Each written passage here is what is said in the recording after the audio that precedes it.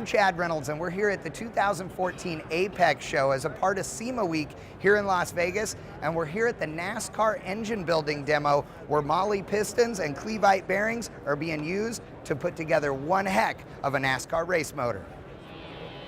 The pistons being used are Moly Motorsports, and these suckers are used in virtually every NASCAR engine on the planet.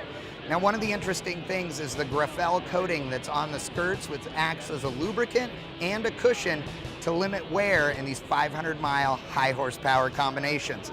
Again, the rods are using another Clevite bearing, and these suckers are built to last.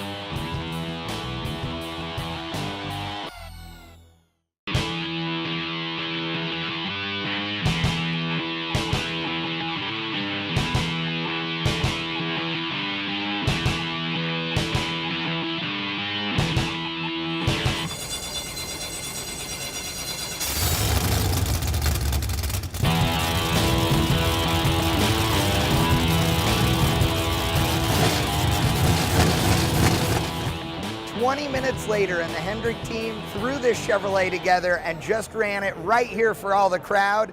Everything worked great, and this was awesome to watch.